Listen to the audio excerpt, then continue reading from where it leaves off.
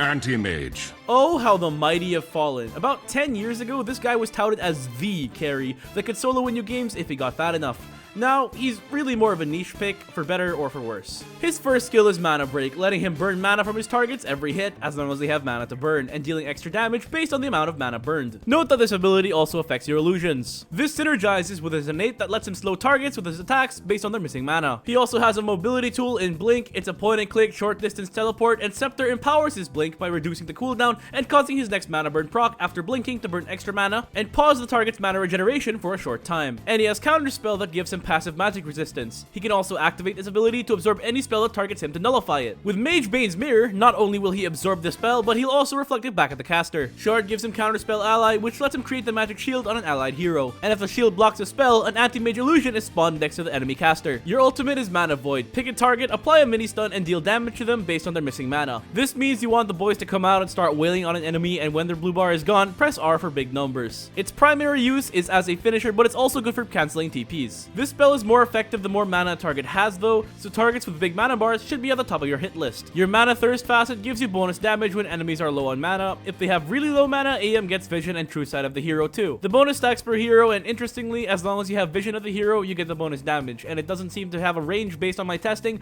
meaning if the enemy Storm Spirit has an empty mana bar on their ward on the other side of the map, you just get free damage. For talents, Magic Res at 10, extra mana burn at 15, your choice at 20. Personally, I like the Mana Void damage because Death is the best CC, and I personally like the Mana Void cooldown at 25, but the Blink cast range is honestly quite good too. Throughout the years and different iterations of the game, it's amazing to me that Anti-Mage's item progression has stayed mostly intact. You get Treads, Battle Fury, Manta in that order into whatever you need next, usually a BKB for survivability or a Basher for CC. When you pick Anti-Mage, you're telling your team you will contribute absolutely nothing for the first 20-ish minutes of the game besides joining the occasional fight or two. With Blink, you're passive, and Battle Fury, you farm incredibly fast, jumping from the lane, then to camps, then to another camp, then back to lane, then you emerge from the jungle and win a fight or two and end the game. Contrary to popular belief, Anti-Mage is actually strongest before the ultra late game. He farms blazingly fast, thus hits his peak earlier than other carries. You want to end games around the 45-minute mark if you can, otherwise other carries with their better damage scalings, crit, and CC tools can outscale you once the tier 5s start to come out. Pick AM if you see the enemy has 3 or more int heroes, or universal heroes that are still int heroes in my heart. He's great against heroes like Storm, Leshrac, Zeus, and Medusa, and Ags is a great pickup against any of them. He's also countered by AoE silences and lockdown. Ricky's Smoke is a bitch to fight against, his MKB feels really weird to fit into your build. Huskar's Fire Fart is a silence now too, and he doesn't have any mana to burn, but you absolutely must be careful of Bloodseeker. Bloodseeker is one of the weirder carries in the game. In my opinion, there's really no reason to pick Bloodseeker unless you're doing it to counter another hero. Your innate means you're healed upon killing a unit, either enemy or ally. You also get a weaker heal when a teammate kills an enemy hero nearby. Your Blood Rage is a steroid that gives you attack speed and spell amp at the cost of taking some max health damage every second. You can also give this buff to allies to provide them with half the attack speed value. Shard makes your Blood Rage attacks deal extra pure damage and heal yourself for the same amount, but this only works if you Blood Rage yourself. Blood Ride creates a large mark in a target area. After a delay, the mark detonates and enemies caught inside take damage and are silenced. Thirst is a passive ability that gives Blood more movement speed when enemy heroes are low. This has a global search range, so if Little Old Crystal Maiden is at 100 HP at top lane,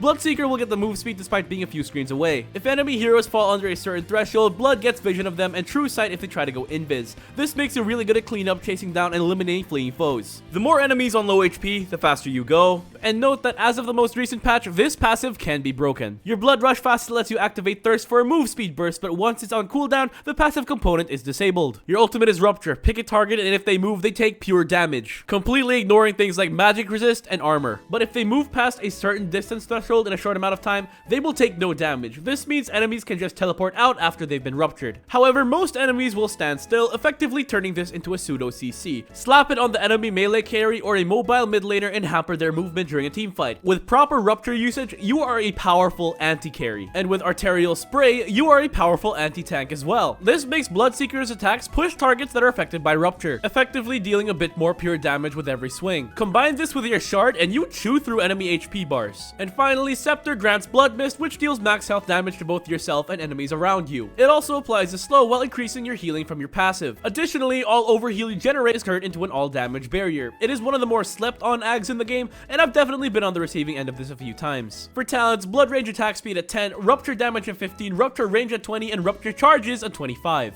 To me, Bloodseeker feels a lot more like a supplementary pick or a counter pick rather than your typical hard carry. I feel he's better if you have a right-clicking mid laner like a Sniper or OD or Templar Assassin, and this guy can do some pretty serious damage early to mid game while not falling off into complete irrelevancy late game. Against most melee heroes in the game, Blood does incredibly well because of Rupture limiting how much a target can do in a team fight. This makes him especially good against heroes like PA, Anti-Mage, Riki, and of course, Slark. And if you Rupture a Pangolier, he is just not allowed to use his ultimate. In turn, he's garbage against heroes that don't need to move to deal damage. Medusa can stand and fight with her arrows, Nature's Prophet can just teleport out either with his W or with a TP scroll if he gets ruptured, and Juggernaut is invulnerable while ulting, rendering your Rupture useless. And Blood Rage is dispellable, so against people like Oracle and Enchantress, you want to play very carefully because this is pretty much the only spell keeping you relevant as a right clicker. Chaos Knight.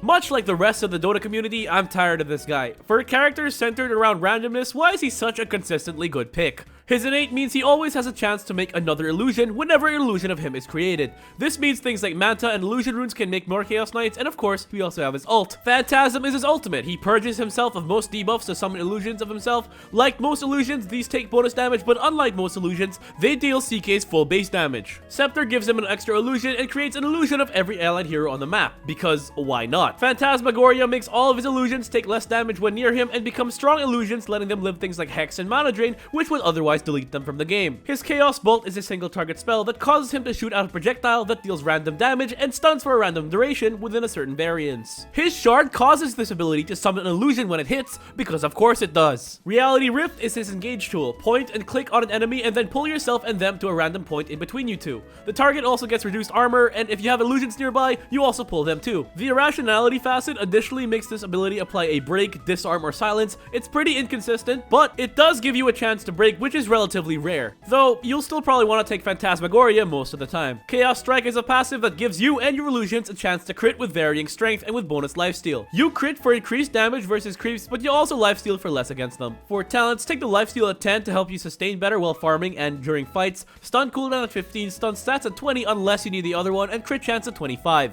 This hero is disgustingly good at every single stage of the game. You have a stun and pull to help you get kills in lane if you can, you have some pretty strong mid-game power spikes, and you have great scaling with your illusions and crit. You synergize incredibly well with Armlet of Mordigian. You can turn it on, pop your ultimate, then turn it back off, causing your illusions to retain the bonus strength without the health drain. Just like any illusion hero though, be wary of AoE damage. Heroes like Sand King and Timbersaw can cut through your illusion army, and ironically, you lack the tools to deal with other illusion heroes like Naga and PL as well. CK is not a very complex hero at all. His combo is bonk, pull, meme, and then rinse and repeat until the entire enemy team is dead. Pick him if you don't know how to play carry because he plays himself. Clinkz. Why farm creeps when you can farm heroes? Clinkz is an assassin DPS hybrid with great burst damage and good enough sustained damage. Your innate means you summon a skeleton archer when you die. These archers' attacks deal a percentage of your damage, use your attack range, and can hit buildings. Q is Strafe, a steroid that gives you bonus attack speed and range for a short time. This buff is also partially granted to your skeletons. Suppressive Fire causes your attacks during Strafe to apply a partial blind, stacking with more Skelebros. This affects buildings too, which is nice to know. Tar Bomb is your W. Chuck it on an enemy unit or building, dealing minor damage and causing it to splash on the ground. Any enemy affected by the spell is applied the Tar debuff. Tarred targets are slowed, and if Clinkz or any of the archers attack a tarred target, they deal bonus damage. Death Pact lets you eat a creep, healing yourself and gaining bonus max health. In its place, Clinkz spawns a Skelebro. Your engulfing step facet reduces the spell's cooldown and teleports you to your Death Pact victim. It may sound gimmicky, but it really just gives you a budget version of PA's W. It's a good ability facet and can help with a quick getaway. Shard gives you Burning Barrage, letting you shoot out a bunch of arrows in a straight line, dealing damage, applying modifiers, and Tar Bomb. And Scepter lets you spawn a line of archers at will. Your ultimate is Skeleton Walk, making you invisible and giving you bonus move speed. When you break the invis, you spawn a bunch of archers at your location. Note, you can also Death Pact while invis and it won't break your stealth. And since I didn't mention it, you can also Death Pact a Skelebro. For talents, take Tar Bomb damage at 10, attack range at 15, strafe attack speed at 20, and strafe cooldown at 25 for more uptime,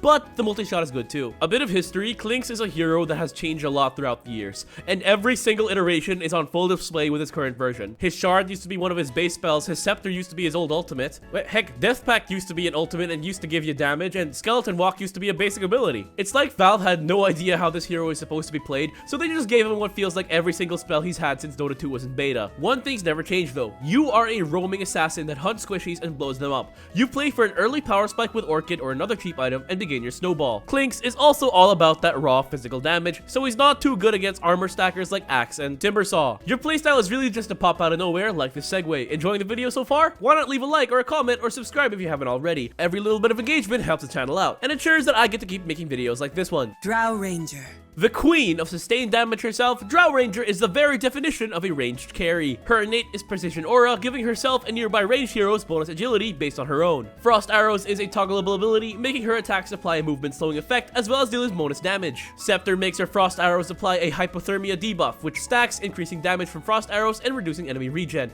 If an enemy dies with Hypothermia stacks, they detonate to deal damage around themselves and applying a slow. Gust is an AoE silence in a target direction while also pushing enemies back. The closer they are to Drow, the further away they are pushed. Multi-Shot is a channeled ability that lets her spray a bunch of arrows in a cone pattern. These arrows have increased damage and apply her Frost Arrow slow as well. Her Sidestep facet allows her to move while casting this ability, while also letting her use items like Dragon Lance and BKB. Her ultimate is Marksmanship, giving her attacks a chance to deal extra damage and ignore base armor. This passive is disabled if an enemy gets too close to her though, unless she's using her shard ability, Glacier. This causes Drow to spot a hill beneath her feet, giving her bonus attack range, high ground advantage, flying vision, true strike, and additional multi-shot arrow per wave as long as she's standing on the hill. Enemies can't pass through the front of the hill, but you can, and you can cast this ability while shooting your multi-shot. Vantage Point gives her a damage bonus as long as she's hitting from high ground. For talents, you'll want the Frost Arrow damage most of the time at 10, but against people like Puck or the Spirits, take the Gust cooldown. Attack range of 15 is quite nice, multi-shot damage at 20, and marksmanship chance at 25. Drow might sound like a simple hero to pilot, and she really is, but you're really signing up for a game of keep away. Enemies will be trying to jump and get on top of you to screw with your marksmanship hits, which add a lot to your damage. You're also incredibly vulnerable and squishy, so hopefully you have a frontliner to keep some heat off you. Your shard is a must-have every game. It gives you so many bonuses, and it would be foolish to pass it up. But don't tunnel vision it. Enemies will know how good it is. It's a big and obvious sign saying, here I am, throw a hook in my direction. Drow is countered heavily by people who can get on top of her and stay there. The Spirits can make life difficult with their mobility, and your silence is easily dispelled by certain items. Spectre and Spirit Breaker will hunt you down with their global point-and-click movement. PL will run you down like he's playing Tekken 8. For real, every character in that game is a rushdown character. But I personally find most trouble against Mars, who completely nullifies your auto attacks with his arena and shield. But if none of that's there to cause you any problems, Drow provides so much sustained damage between her multi-shot and autos that she demands a response from the enemy lineup. Faceless Void. The walking ultimate hero stereotype,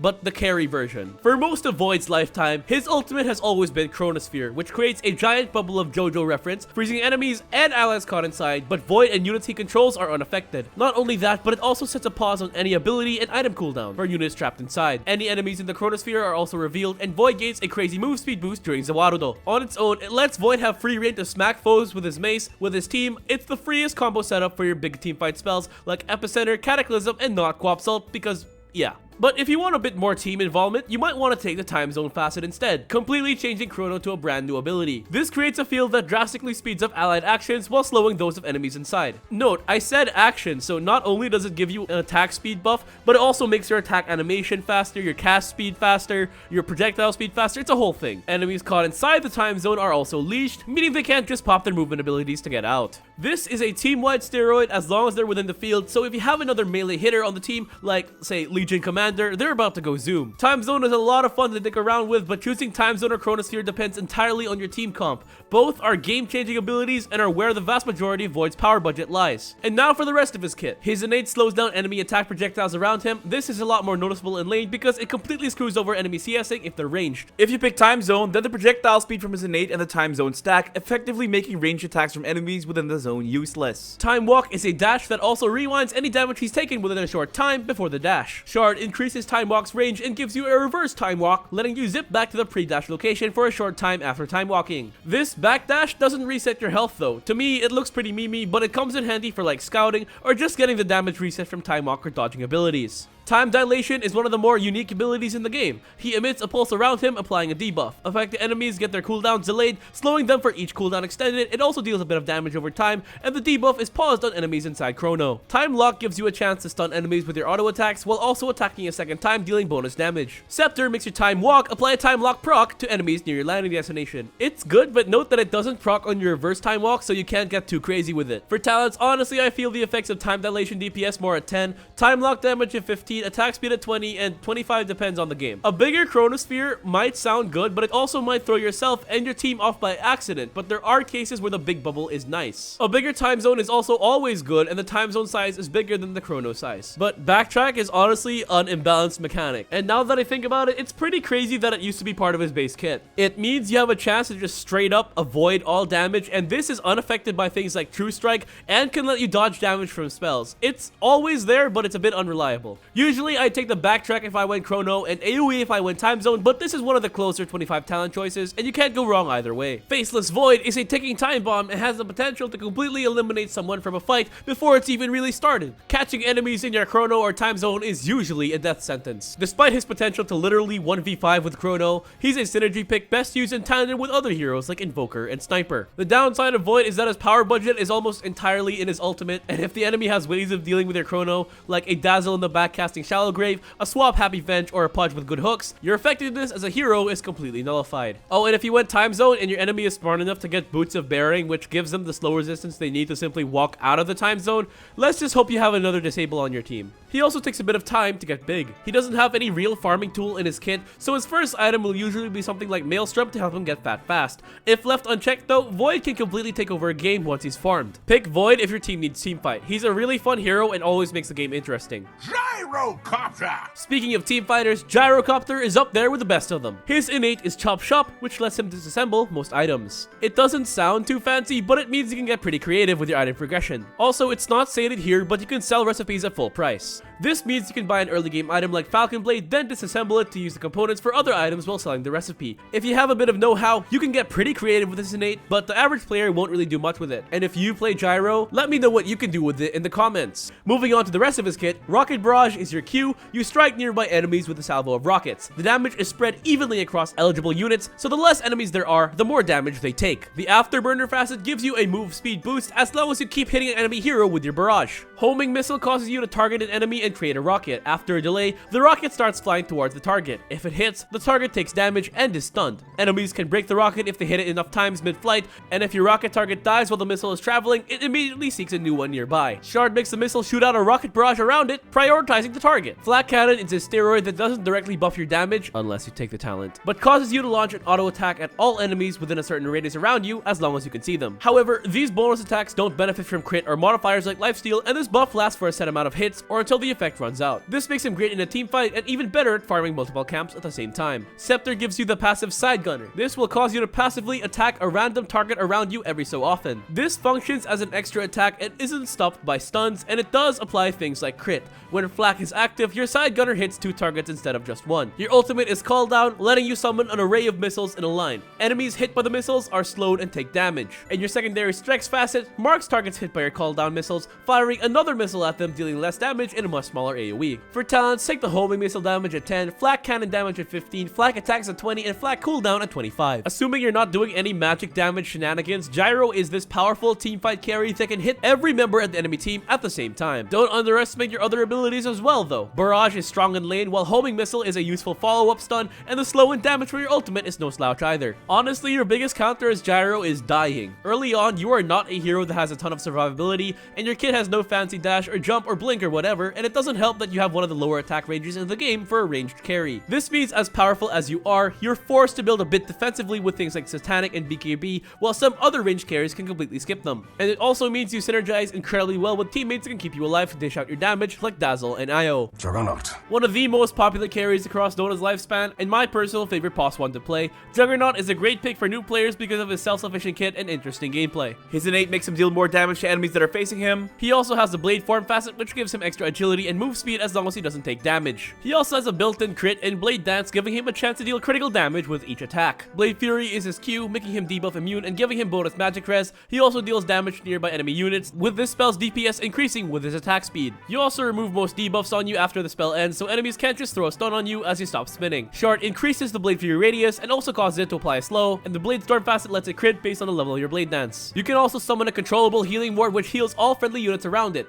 The ward dies in a single hit, so keeping being alive is key to survival. Its healing scales off max health, which makes it good at all stages of the game. Use this ability proactively, especially if you have the presence of mind to micro it to keep it alive. Your ultimate is Omni Slash. Target an enemy, vanish, become invulnerable and untargetable, attacking the target, gaining bonus attack speed and damage, while also jumping to nearby enemies if they're there. Oh, and your innate applies to all your attacks during this ability too. It's your I win button, and if you played League, it's the bastard child of Fiora's old ultimate and Cloud motherfucking Strife. If you use it on an isolated enemy, it's almost guaranteed to be a kill, but if your foes are clumped up, it won't do much unless you have items. And Scepter gives you Swift Slash, which is just a shorter version of this ability. For talents, Healing Ward CD at 10 is nice for the utility, but against tanks, you might want to take the duelist damage. Healing Ward Heal at 15 is quite strong, but the Blade Fury move speed is nice for a bailout. Blade Dance Lifesteal at 20, and Healing Ward hits at 25. Seriously, Healing Ward is one of the most busted spells in the game if you can use it correctly. Early on, your spill will be used to get kills in lane, but later on in the game, it'll be reserved as defensive utility as a dispel and a bailout. Spin TP is a reliable getaway against most enemies. Don't take fights without Omni Slash, it's just too good. I find that when I play Jug, I very rarely right-click. That's not to say that your right-clicks are ineffective. You also have a really good auto-attack animation and a built-in crit, but in a team fight, you're either Omni-slashing or spinning. What usually ends up happening is my enemies die to my Omni-slash and there's nobody left to right-click. You are arguably the best 1v1 hero in the game, but you also struggle against enemies that you can't isolate at Omni. If you're a beginner looking to play carry, you can never go wrong with Juggy. Lifestealer. Lifestealer, aka Clinkz, is all about right-clicking. His innate is Feast, letting him deal max % health damage on his attacks while also healing him. He can also deny creeps at a higher health threshold than normal. He also gets bonus health when killing a creep and even more when killing a hero. This adds up over the course of the game, but honestly, it's not too much. His first skill depends on your chosen facet. Rage causes Lifestealer to get big mad, giving him debuff immunity and bonus magic creds for a short time, but it can also be replaced with Unfettered, allowing Lifestealer to purge stuns and other debuffs on cast to gain bonus status resistance instead of debuff immunity. If the enemy has very few stuns, I can see this being better than Rage, but most of the time, you'll be taking Rage. Open Wounds is a point-and-click debuff that slows the target and heals all allies who deal damage to them.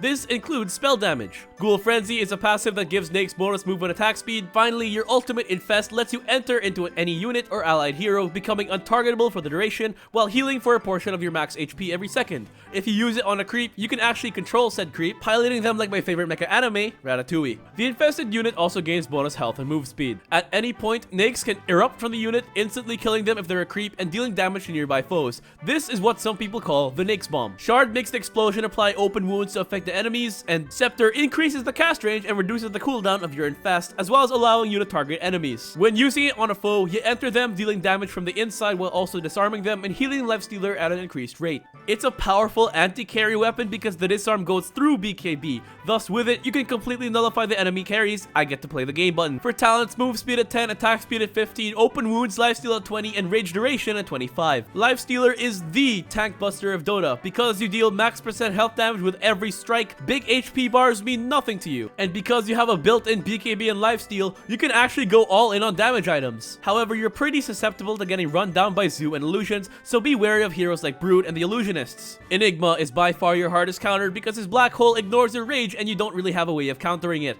Razor can be really annoying as well since your damage output is entirely out of your autos and you're in for a bad time if he can just drain everything you got. Lifestealer is a very self-sufficient hero and is another great pick for players learning how to carry. Luna. The last hero in this video, Luna, is a tempo carry that has a pretty weird power spike curve. She's a bit weak early on without levels, but farms really fast and becomes a force to be reckoned with in the mid to late game, falls off a bit, and then comes back to be really strong once enemy BKBs are shorter than Gen Alpha's attention span. Luna's all about that nighttime. Her innate Lunar Blessing gives you bonus night vision and gives you and nearby teammates bonus damage. At night, this bonus damage is also global. Lucent Beam is your bread and butter single target nuke that deals damage and applies a mini stun to your target. Use it in lane to harass or secure last hits. Your ultimate Eclipse summons a bunch of Lucent Beams around yourself, but these beams don't stun and can only hit a single unit a number of times. If cast during daytime, you will also turn it into nighttime, and note that if Luna dies during this ability, it ends prematurely. Scepter lets you cast Eclipse on an allied unit or an area, increasing the total beams, making the beams appear more frequently, and removes the total beam limit. The Moonstorm facet gives you a damage buff every time you hit an enemy with Lucent Beam, either from your Q or your ult. Luna farms incredibly fast with her Moonglaves. This gives her bouncing attacks, letting her clear waves and camps incredibly fast. If you've played the League Champion Sivir,